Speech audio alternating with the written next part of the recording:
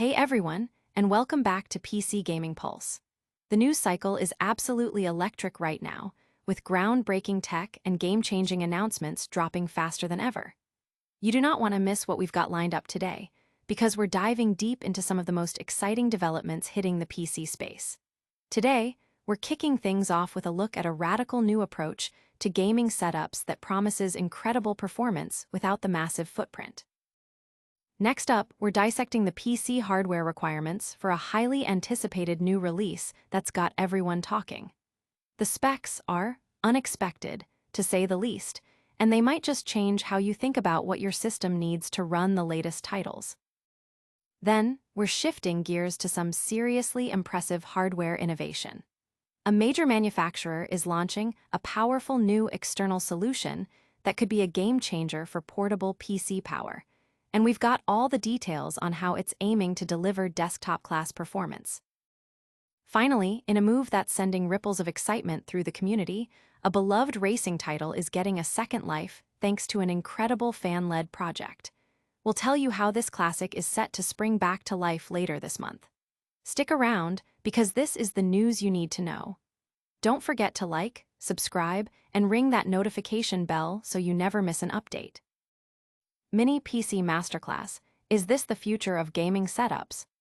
We've all been there, staring at a gaming tower that's a titan of power, but also a behemoth in terms of space. For many, myself included, the dream of high-end PC gaming has often been at odds with the reality of a cramped living space or a desk that feels more like a battlefield of cables and components than a functional workstation. My own gaming rig was a prime example, a powerful beast that, while delivering incredible performance, also hogged precious real estate in my small apartment. The constant struggle was finding a balance between the raw power needed for demanding titles and the simple desire to, actually have room to move. Gaming laptops offered a compromise, but the price-to-performance ratio often felt like a step down from a dedicated desktop. Rearranging furniture and cables only went so far. The core issue remained. A large tower simply takes up too much space. This personal quest for a more compact yet powerful solution led me to an unexpected discovery: the combination of a Minisforum mini PC and an external GPU, eGPU dock.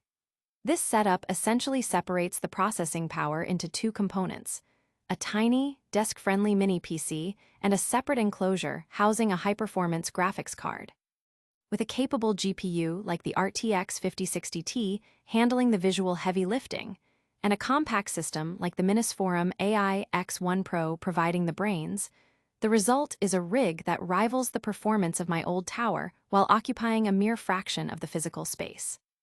The benefits were immediate and striking: more desk space, less noise, and a surprising amount of flexibility. To truly put this to the test, I compared the performance of this mini PC and eGPU setup against my established gaming tower, which features a top-tier AMD Ryzen 7 9800X 3D CPU and a PCIe Gen 5 SSD. While it's logical to assume that a system with such high-end components would significantly outperform a more compact setup, the results were surprisingly close, especially in graphics-intensive tasks. In 3D Mark benchmarks, the RTX 5060 in my test tower achieved an average score of 11,195, while the same GPU paired with the Minisforum AI X1 Pro via the eGPU dock scored 11,052. This minimal difference highlights how a well-balanced CPU, like the AMD Ryzen AI 9HX 370 in the AI X1 Pro, can effectively support a mid-range GPU without becoming a bottleneck. Games like Cyberpunk 2077, even with ray tracing enabled at 1440p, and Forza Horizon 5 at max settings, showed virtually identical frame rates between the two systems. The mini PC setup delivered around 53 FPS in Cyberpunk 2077 and 119 FPS in Forza Horizon 5, practically matching the tower's performance. This level of performance extends to creative workloads too, with 4K video editing and local AI tasks running smoothly. Even the connection method, using an Oculink cable which effectively doubles Thunderbolt bandwidth by connecting directly to PCIe lanes, proved robust, with no noticeable latency even at 4K resolutions. The integration of technologies like DLSS4 with frame generation further closes the gap, allowing even mid-range GPUs to achieve higher frame rates and reduced memory strain. While some minor latency might be perceptible with a mouse and keyboard, gaming with a controller felt as responsive as any console, and the visual fidelity was stunning, with minimal artifacts often associated with neural rendering. This approach is not only more cost-effective, but also visually superior, allowing you to showcase your GPU, and it significantly improves the living space experience. The ability to reclaim desk space and enjoy console-like responsiveness with enhanced visuals is a compelling argument for this setup, especially for those in smaller living environments or those looking for a more minimalist aesthetic. Ultimately, the decision between a traditional desktop and this mini PC eGPU combination hinges on individual needs. For those prioritizing space, portability, and budget-friendly upgrades, this setup is an excellent choice.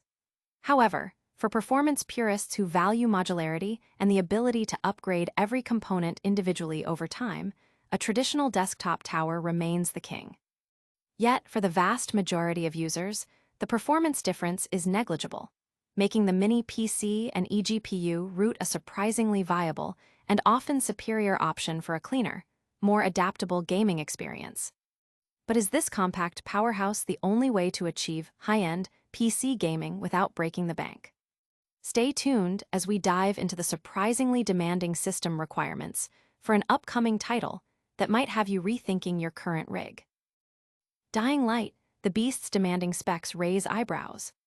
The landscape of PC gaming is constantly evolving, with developers pushing graphical boundaries to create immersive, lifelike experiences. Typically, this means that system requirements for new releases heavily emphasize GPU power, especially for titles featuring advanced technologies like ray tracing. However, the recently unveiled PC specifications for the highly anticipated game, Dying Light, the Beast, have taken a decidedly different and somewhat baffling approach, placing an unusually heavy burden on the CPU while presenting a more varied picture for graphics cards. Techland, the developer behind the game, released the suggested system requirements on Steam, and they have certainly sparked considerable discussion within the PC gaming community. Let's start with the minimum requirements, which aim for 30 frames per second at 1080p resolution with the low graphics preset. On the graphics card front, the minimum requirement includes a GTX 1060, an RX 5500 XT, or an Intel Arc A750. While the GTX 1060 is an older card, released in 2016, and the RX 5500 XT is more recent, the inclusion of the A750, which is generally more powerful than the other two, presents an interesting mix. These GPU requirements are, for the most part, quite accessible for a significant portion of PC gamers. The real surprise, however, lies in the CPU requirements for these minimum settings. Techland has listed a Core i5-13400F, a processor known for its strong performance, or a Ryzen 7 5800F. The mention of a Ryzen 7 5800F is particularly peculiar, as AMD has not released an F variant of the 5800 processor in its Zen 3 desktop lineup. This suggests a potential typo, possibly intending to refer to a Ryzen 7 5800 or 5800X regardless. These are high-end CPUs for a minimum specification, far exceeding what is typically expected for entry-level requirements, especially when paired with a mid-range GPU like the GTX 1060. As we ascend to higher quality settings, the trend continues and intensifies. For 4K resolution at 60 FPS on the high preset, the GPU requirements jump to an RTX 4070 or a Radeon RX 7900 GRE, which are indeed powerful cards suitable for such demanding visuals. However, the CPU requirements remain exceptionally high, calling for a Core i7 13700K or a Ryzen 9 7800X3D, along with a substantial 32 GB of RAM. It's worth noting another potential discrepancy, as the 7800X3D is a Ryzen 7 processor, not a Ryzen 9, further adding to the confusion surrounding the listed specifications. The most perplexing requirements emerge when targeting the Ultra preset at 4K and 60 FPS, which includes ray tracing. Here, the GPU recommendations are an RTX 5070, an RX 9070, or an Intel Arc B580. The inclusion of the B580, a budget-tier card significantly less powerful than an RTX 5060, is particularly odd. This choice strongly suggests that Techland is expecting players to heavily rely on upscaling technologies like DLSS or FSR, combined with frame generation, to achieve acceptable performance. If these technologies are employed, particularly with aggressive performance modes that lower the rendering resolution, the GPU's load decreases, potentially making it more CPU-bound. This could, in theory, explain the astronomically high CPU requirements for the Ultra settings. A Core i9 14900K or a Ryzen 9 7950X3D, these are Intel's top-tier gaming CPU and one of AMD's flagship processors, respectively.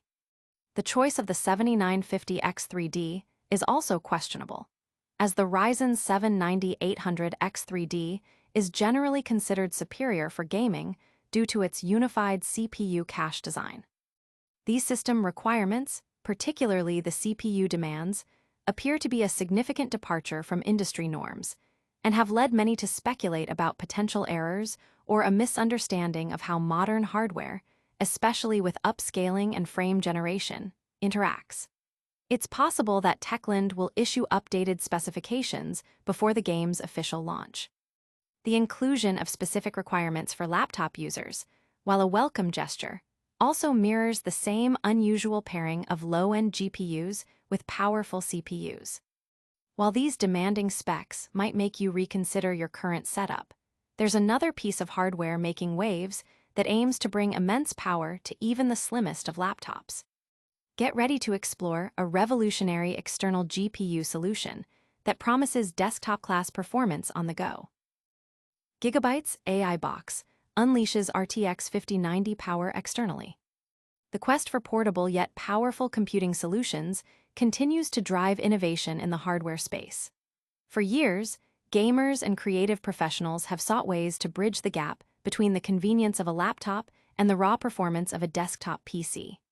While gaming laptops have made significant strides, they often come with compromises, such as thermal issues or a hefty price tag for top-tier performance. Now, Gigabyte is entering this arena with a bold new offering, marketing an external GPU solution powered by a top-of-the-line NVIDIA GeForce RTX 5090 as an AI box. The Gigabyte Yoris RTX 5090 AI box is designed to be a substantial external hardware unit that connects to a laptop via a high-speed Thunderbolt 5 cable.